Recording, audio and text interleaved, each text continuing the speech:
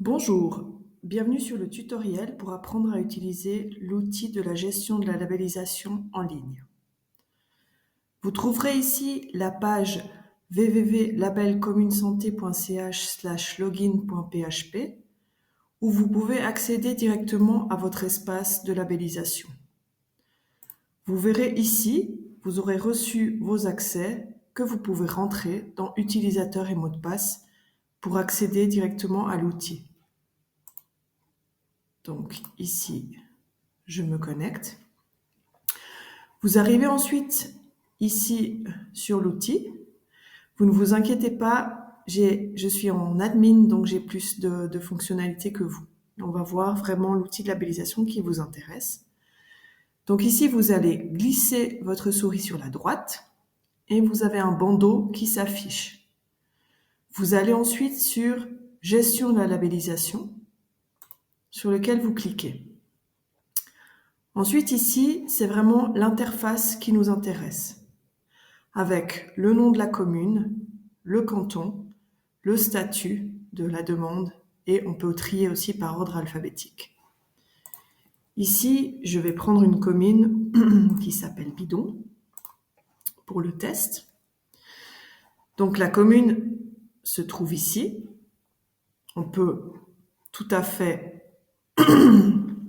cliquer sur cette commune pour voir les informations. Donc on voit qu'elle est référencée dans le canton du Valais et qu'elle est en cours de renouvellement. La page web, c'est la page qui relie sur la commune, www.scbidon.ch par exemple. C'est important dans cette partie-là de pouvoir vérifier les informations et, si nécessaire, de les modifier. Donc le nom de la commune ici. Et ici, c'est très important parce que quand on aura fait tout le processus, on pourra exporter un bilan de labellisation et sur ce bilan, il y aura un intitulé qui s'appellera « Commune et ses bidons ». C'est vraiment important de le notifier comme ça, commune, Vevey, commune, etc., pour pouvoir avoir les bons intitulés. Donc, dans le canton du Valais, la population, si on l'a, la page web de la commune, et puis si vous voulez mettre l'image qui est en fait le logo de la commune. Toujours penser à bien enregistrer les informations pour ne pas les perdre. Ensuite, ici, vous voyez dans le bandeau gris, vraiment, qu'est-ce qui s'est passé, l'historique, à quelle date on a ouvert le dossier, à quelle date on a labellisé pour la première fois, et là, on voit qu'on est en cours de renouvellement. On a le nombre de mesures et le nombre d'étoiles qui s'inscrit à la fin de la démarche. Ici, pour la prochaine partie, vous voyez vraiment le cœur de la labellisation, où ici, ça se découpe en plusieurs onglets. Donc, labellisation, répertoire des mesures, contact, le graphe et le suivi. Dans l'onglet labellisation, vous avez vraiment toutes les étapes nécessaires à la labellisation, c'est-à-dire le premier contact avec les demandes, où là vous pouvez ajouter des commentaires et sélectionner des fichiers si nécessaire. Ensuite, toujours penser à enregistrer. Vous avez la formulation de la demande. Donc là, on demande à la commune de remettre une lettre formelle qui permet de démarrer le processus de labellisation. Un accusé de réception. Ensuite, vous avez l'état des lieux et l'analyse, où se passe le ping-pong pour l'inventaire des mesures. Et enfin, la finalisation.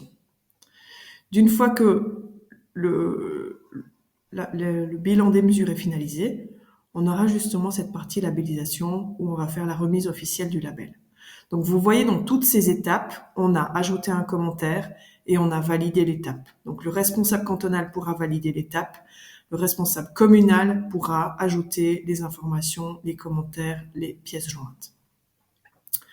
D'une fois que ça c'est fait, vous pouvez ici soumettre par email et ça enverra une notification au responsable cantonal qui pourra aller voir les informations que la commune a inscrites. Ici, pour la finalisation, ça mettra automatiquement la date, le nombre de mesures, puis il faudra fournir le nombre d'étoiles qui se retrouvera plus haut. Donc ça, c'est pour le premier onglet. Ensuite, le deuxième onglet, ça concerne le répertoire des mesures. Donc là, le répertoire des mesures, c'est vraiment toutes les mesures selon les 6 domaines qui sont inscrites pour la commune. Donc là, on aura à chaque fois, si on veut faire une sélection, si on recherche une mesure, par exemple, moi je sais que j'ai une mesure qui s'appelle prout-prout, par exemple. Si je la recherche, je vais retourner sur la mesure prout-prout. Si on sait qu'on l'a rentrée et qu'on veut aller la modifier, on peut la retrouver ici. Vous avez aussi les 6 domaines qui sont inscrits ici. On peut rechercher les mesures par domaine. Ici, par exemple. Bref, vous avez toute une série de tris qui vous permettent de retrouver les mesures. Donc ici, c'est des mesures qui ont déjà été rentrées, qui concernent le type, l'année d'origine, le domaine. Si on a un contact, on peut mettre un contact. Et puis ici, il y a la régularité. Est-ce que c'est une mesure qui se déroule annuellement, mensuellement? Est-ce qu'il y a un soutien de la commune au niveau financier, ressources? Est-ce qu'il y a un coût pour les bénéficiaires? Quel est le public cible qui est touché? Et puis combien de personnes au niveau de l'envergure? Donc là, avant d'ajouter une nouvelle mesure, je vais juste vous montrer ici, modifier. Donc ici, vous avez la mesure que vous pouvez rentrer avec le nom de la mesure. La description. Alors ici, c'est important de savoir que ce champ ici, description, vous pouvez vraiment aller dans les détails. Par contre, le champ description pour le bilan devra être un résumé de ce champ description pour que dans le bilan, après qu'on peut sortir, ça fasse pas des champs qui soient trop grands et ça péjore pas la mise en page. Donc ça, c'est important. Description pour le bilan, faites un résumé de votre description. L'année d'origine, l'année de mise en œuvre. Le public cible, ici, vous pouvez cocher le public cible qui est touché, le nombre de personnes visées, fréquence des mesures, c'est pas 2002, c'est annuel par exemple. Le soutien de la commune, on va mettre ce qui est un soutien en ressources. Le coût bénéficiaire, par exemple, ça coûte 10 francs par personne. Égalité des chances, est-ce qu'il y a un effet sur l'égalité des chances, par exemple, soutien aux personnes migrantes. Et puis, est-ce que c'est une démarche qui vraiment touche la participation, démarche intergénérationnelle, par exemple. Est-ce qu'il y a des mesures de communication que ici vous pouvez rentrer? Puis pour chaque mesure, vous avez aussi un contact. Par exemple, ici, je me dis présidente. Voilà, donc. Et puis, ça, c'est un commentaire interne qui apparaîtra que pour vous, qui ne sera pas forcément publié, que vous pourrez ensuite aller voir dans la recherche des mesures. Donc là, j'enregistre. Donc là, c'est pour les mesures. C'est vraiment ici le gros travail de mise en place des mesures, de recherche de ce qui existe. Et puis, on peut aussi ajouter ici une mesure avec, en partant de 0, comme je vous ai montré, le nom de la mesure, la description, une description plus courte, l'année d'origine, le public cible, vraiment tout ce qu'on a vu ici qui permettent de rentrer une nouvelle mesure. Voilà, donc là, je vais annuler. Et ensuite, quand toutes les mesures sont rentrées ici par la commune, et que vous pensez que le travail est globalement complet, vous pouvez, encore une fois, soumettre par mail. Le bouton soumettre par mail va de nouveau envoyer une notification au responsable cantonal qui pourra ensuite aller voir votre dossier et vous faire des retours. Voilà, donc ça c'est pour le répertoire des mesures, je pense que c'est assez clair. Les contacts ici, où on rentre toujours nos personnes de contact pour la commune, qui sont le président. Alors, on peut aussi entendre le maire, ça dépend des cantons. le ou la secrétaire, et puis ici, on a le responsable communal du label. Donc ça, c'est tous des éléments que vous pouvez modifier. En fonction des mesures que vous avez rentrées, on aura un graphe sous forme de toile d'araignée qui va sortir. Donc là, c'est le graphe provisoire. Selon les 6 domaines, on verra le nombre de mesures que vous avez inscrites par domaine, qui dira, voilà, l'école par exemple, vous êtes au top, l'offre de loisirs, il faut encore un peu approfondir. On a à chaque fois qu'il y a une labellisation, on a le suivi. Ça veut dire que on a le graphe de départ, on aura aussi le graphe de renouvellement. Et chaque 5 ans, on aura le graphe qui nous permettra de voir l'évolution du dossier. Et puis le suivi, donc ça c'est vraiment le suivi de la labellisation où on voit quand on a eu en fait des modifications et par qui sont rentrées ces modifications. Donc ça c'est vraiment purement administratif.